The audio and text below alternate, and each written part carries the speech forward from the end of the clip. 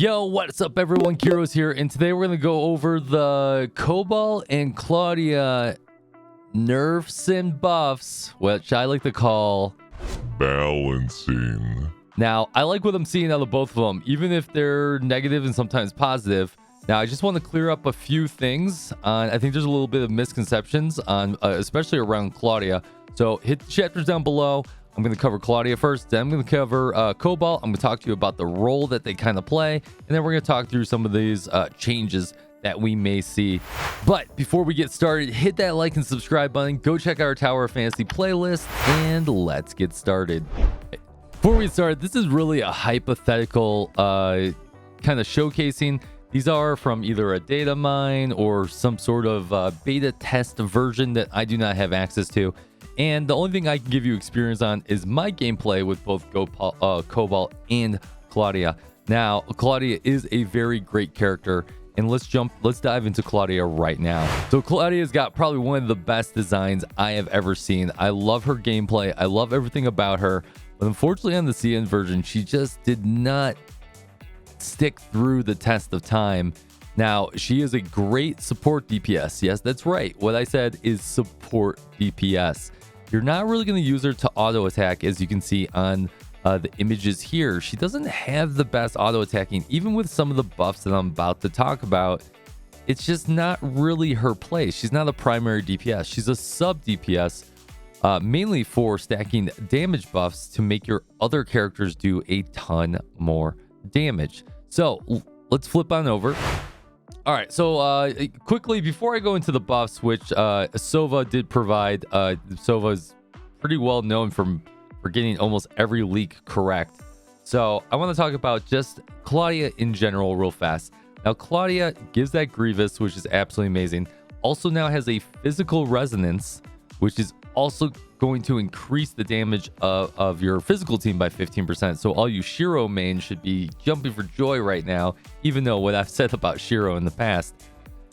And this really brings me into what she's good at. She's a sub DPS. She makes your other DPS better. It doesn't even matter what element you're on. She just makes you better. And it's mainly because this 1-star advancement in her Grievous on top of that. Each time you use a skill or a discharge, it increases damage by 8% for 25 seconds, stacking 3 times. That's 24% damage increase. Now, she did get a buff to her 5-star. Originally was if you use a skill or discharge, it grants skill damage boost. Now, I wonder if it says it here. Now it just grants damage boost, which increases all damage by 20% for 25 seconds. This is huge. And I know a lot of people are saying, man, that's such a great buff. That's such a great buff. How many free-to-play or even like light spenders are going to be able to get 5-star? Yes, will you be able to get 5-star Claudia if you really invest in save your black gold until she hits the general banner and then spend it there, kind of like what I did on my CN account? Yes. Can you do that? Yes, of course. But I think 5-star is a little reaching on a lot of our players that play in this game. And even though that's a great change, and I do love it, many people are not going to be able to do that. So now that we know that, there was a lot of changes to her skills from the CN. And if I go down here, you can see that just straight as day, right? 39% attack plus 2, 54% attack, right? And on the left-hand side, you can see that it got changed to 46%, 65%, yada, yada, yada. All that damage went up. Now, unfortunately, even with these damage numbers, which we can put them in the spreadsheet if you guys really wanted me to, maybe on the next. Let me know in the comments down below. Do you want me to spreadsheet some of this stuff out? I can tell you just by glancing at that's only a 10% increase. And with the images I've shown with the way that she auto attacks, 10% is still just not a lot of additional damage. Not for auto attacking, not for her.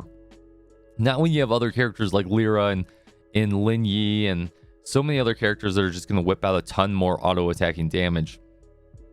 But that's still just not enough to make her your main DPS.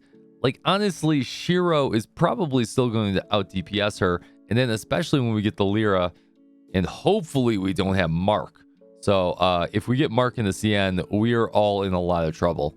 And we'll talk, if you've seen any of my videos, you know I talk very a lot about how Mark just destroys metas. So Is this a buff? Yes, it is a buff, right? And someone on Reddit put this in a very nice spreadsheet. Well, I'll put this in my link in my description down below. Is this a really nice benefit? And then Bladestorm and Skill got a lot more, and that's really what you're using her for. Actually, let me just round that out. You really just use her for getting that damage stack, right? You know, we talked about getting that damage stack by using a skill or discharge. You swap her in, you skill, you Omni Slash, you use her discharge, and you swap her out, and you do more damage on your main DPS. And that's how we really build teams, right? You have primary DPS, you have supporting DPS, and then you have a shield breaker or whatever you need to fill that gambit, right? There should always be shield breaker, core DPS, and then supporting DPS. And that's why Claudia fits in so many teams. And it is a great pull, depending on if you're building ice or fire or anything like that. She could fit in all those different teams. And what I like is that they buffed her Bladestorm and her skill. You can see here that it went up by another about 10%, 383 to 418. So is it a buff? Yes. But honestly, it's more of a balance. It's just like Nemesis got balanced, Frigg got balanced, Claudia now got balanced, and Cobalt, which we're about to talk about, is balanced. This is all for the health of the game and the longevity, and all the monsters' health HP pulls got balanced across the board too.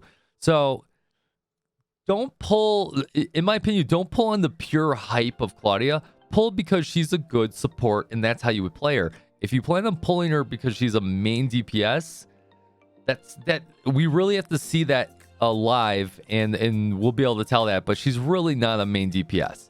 She's great across the board. I'm not saying she's a bad pull. So let's go talk about Claudia, or let's go talk about Cobalt. All right. This one's actually going to be an interesting conversation. So Cobalt's going to be in a very interesting spot, especially with some of the quote-unquote nerfs that she's getting. I think they're mainly balances. Now, Cobalt in the CN did a lot of damage when she first came out. She got quickly outpaced by Ruby, and Ruby had a flame resonance. You can see this on the left-hand side, that Cobalt's now getting that flame resonance. So what I think they're doing, this is my big tip.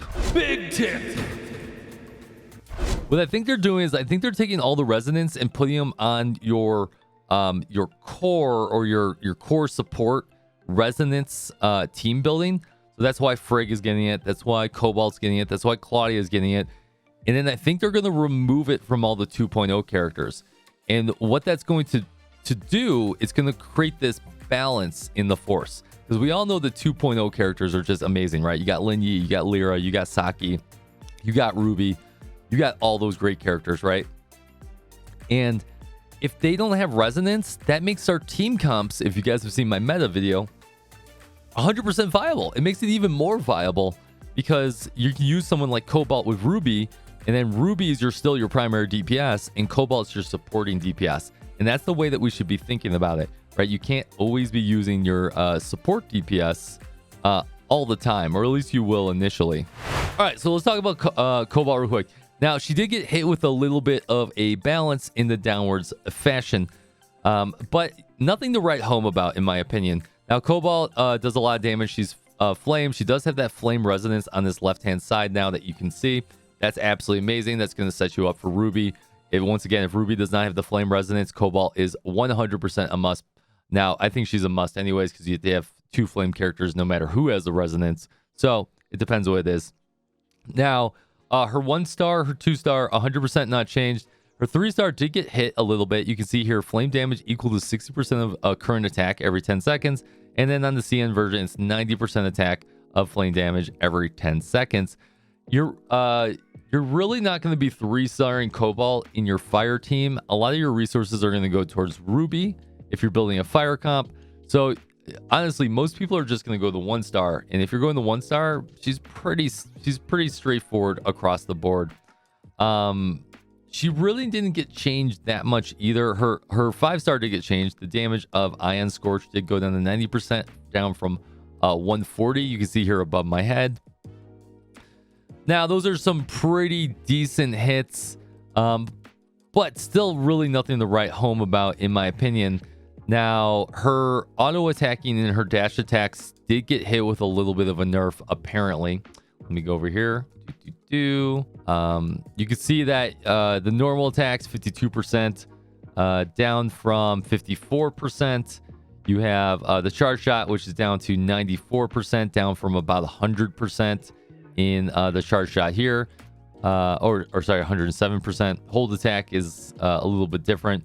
Jumping blast or jumping attack did get hit a little bit, about 95% from the CN down to 90%. So overall, that's like a 4 to 5% downwards balance. Is that worth?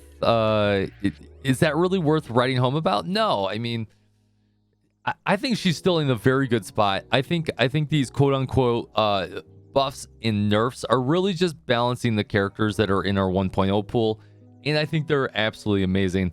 I think this is good for the longevity of the game as well. So I really don't consider anything changed about Cobalt. She's still part of your fire team. You would still make her as part of your fire meta team, right? We're talking Ruby, we're talking Lynn, we're talking Cobalt. One of the best fire teams that you could put together. And we all know Ruby, you're going to be on Ruby 90% of the time anyways. So I think these are all straightforward. And I don't think we need to wait for these characters to hit into global before we make too much of a grandiose claim. Okay, guys, that was a little short and dirty of a little bit of an overview. Let me give you a big tip if you're still here in the video. Don't pull on a new banner right away. So say you're making the Frost team and you're thinking about pulling Frigg, which I still think Frigg is still pretty good, and we'll do an actual deep dive review here probably in the next video. Do not pull right away. There's going to be so many content creators that pull it, and there's going to be so many whales that 6-star it anyways, that you can see if it's worth the pull. And you could always pull banners towards the end of the banner to know which one's coming next. And remember, if you are free to play, you really need to choose one element. Go check out my meta video. It's absolutely needed to watch so you don't hurt yourself in the long run of this game as a free to play. If you do spend money in this game, you could probably make a few teams and you'll be okay. So guys, hopefully that cleared some things up. Hopefully that let you know a little bit of my methodology on how we judge characters here, and some of the experience I've had in the CN. So once again, hit that like and subscribe. I'll see you on the next video, and fist bump from me to you.